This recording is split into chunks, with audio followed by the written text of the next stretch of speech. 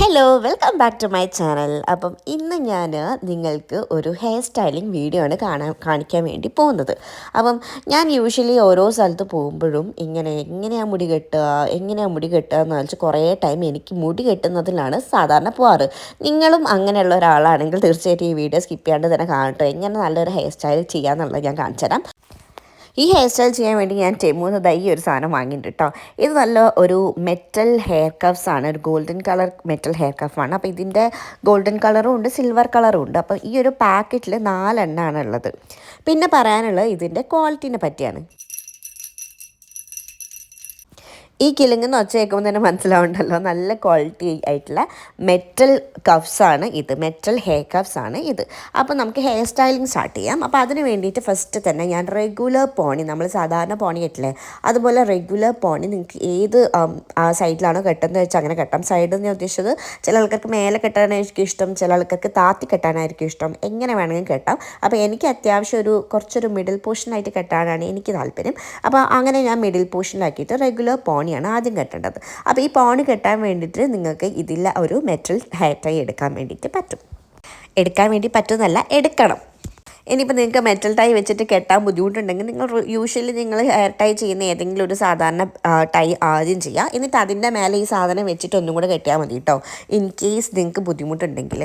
അപ്പം അതിൻ്റെ വലിയ പ്രശ്നമൊന്നും എനിക്ക് തോന്നിയില്ല, ഭയങ്കര ഈസി ആയിരുന്നു കെട്ടാൻ വേണ്ടിയിട്ട്. ഒരു കാര്യം നിങ്ങൾ ശ്രദ്ധിക്കേണ്ടത് എന്താണെന്ന് പറയുകയാണെങ്കിൽ, ആ ഒരു മെറ്റൽ കഫ് നമ്മൾ ഹെയർ ടൈ ചെയ്ത് കഴിയുമ്പം മാക്സിമം ഒരു മിഡിൽ പോർഷനിലാക്കാൻ വേണ്ടിയിട്ട് ശ്രദ്ധിക്കണം. അത് നമ്മൾ കെട്ടുമ്പോൾ സൈഡിലേക്കൊക്കെ നീങ്ങി പോകാൻ ചാൻസ് ഉണ്ട്. അപ്പോൾ എല്ലാം കെട്ടിക്കഴിഞ്ഞിട്ട് നിങ്ങളത് മിഡിൽ പോർഷനിലാക്കിയിട്ട് കറക്റ്റ് ചെയ്തിട്ട് വെക്കണം. അപ്പോൾ എൻ്റെ ഫസ്റ്റ് പോണി ഞാൻ കെട്ടിക്കഴിഞ്ഞു. ഇങ്ങനെ വേണം കേട്ടോ കെട്ടാൻ വേണ്ടിയിട്ട്. അപ്പം കറക്റ്റ് നടുവിലാക്കി കെട്ടിക്കഴിയുകയാണെങ്കിൽ നിങ്ങളുടെ ഫസ്റ്റ് സ്റ്റെപ്പ് കഴിഞ്ഞു. ഇനി സെക്കൻഡ് സ്റ്റെപ്പ്, നമുക്ക് രണ്ടാമത്തെ ഇങ്ങനെ ഒരു ടൈ കെട്ടണം. അപ്പോൾ സെക്കൻഡ് ടൈ എടുത്തിട്ട് കുറച്ചൊന്ന് താത്തിയിട്ട് ഇങ്ങനെ ഒരു ടൈ കെട്ടുക. ആ സെക്കൻഡ് ടൈ എന്ന് പറയുന്നത് നിങ്ങൾ ഭയങ്കര ടൈറ്റായിട്ടൊന്നും കെട്ടണം എന്നില്ല കേട്ടോ. ഞാൻ ഫസ്റ്റ് ടൈ ആണ് അത്യാവശ്യം ടൈറ്റ് ആക്കാറ്. സെക്കൻഡ് ടൈ ഒക്കെ ഒരു ആവശ്യത്തിനുള്ള ടൈറ്റ് ആക്കിയിട്ട് ഇങ്ങനെ രണ്ട് സൈഡിൽ നിന്നൊന്ന് വലിച്ചെടുക്കുക. ഈ ഒരു വലിച്ചെടുക്കുന്നത് ആണ് കേട്ടോ മെയിനായിട്ട് ഇമ്പോർട്ടൻ്റ് ആയിട്ടുള്ള ഒരു ഭാഗമാണ്. അങ്ങനെ രണ്ട് സൈഡിൽ നിന്ന് ഒന്ന് മുടി വലിച്ചെടുക്കുന്നത്. അപ്പം സെക്കൻഡ് ടൈം കെട്ടി. ഇനി ഞാൻ തേർഡ് ടൈ ആണ് കെട്ടാൻ വേണ്ടി പോകുന്നത്. അപ്പം ഇതും നമ്മൾ നേരത്തെ കെട്ടിയ പോലെ തന്നെ റിപ്പീറ്റ് ചെയ്യുക. അപ്പോൾ നിങ്ങളുടെ മുടിയുടെ ലെങ്ത്തിനനുസരിച്ച് നിങ്ങൾക്ക് 4 ടൈയും വേണമെങ്കിൽ യൂസ് ചെയ്യാം കേട്ടോ. ഞാൻ 3 എണ്ണമാണ് യൂസ് ചെയ്തിട്ടുള്ളത്. അപ്പോൾ അടുത്ത ടൈയും നമ്മൾക്ക് കുറച്ചൊരു ഗ്യാപ്പ് വിട്ടതിന് ശേഷം കുറച്ച് താഴോട്ടേക്കായിട്ട് ഇതേപോലെ തന്നെ കെട്ടാം. അപ്പോൾ അതും കെട്ടിക്കഴിയുകയാണെങ്കിൽ നിങ്ങൾ അടുത്ത് ഇനി ചെയ്യേണ്ടത് രണ്ട് സൈഡിൽ നിന്നും മുടി ഇങ്ങനെ വലിച്ചെടുക്കുക എന്നുള്ളത് കേട്ടോ. അപ്പോൾ നിങ്ങൾക്ക് എത്രത്തോളം ഇങ്ങനെ ടൈ കെട്ടുന്നു, ആ ടൈ കെട്ടിയതിന് ശേഷം മുടി രണ്ട് സൈഡിൽ നിന്നും ഇങ്ങനെ കുറച്ച് വലിച്ചൊന്ന് ബൗൺസ് ആക്കി എടുക്കുക എന്ന് പറയാം. അപ്പോൾ അങ്ങനെ ബൗൺസ് ആക്കി എടുക്കുക. പിന്നെ ഈ മെറ്റൽ കഫ്സ് കറക്റ്റ് സെൻറ്റർ പോർഷനിൽ വരുത്താനായിട്ട് നിങ്ങൾ ശ്രദ്ധിക്കുക.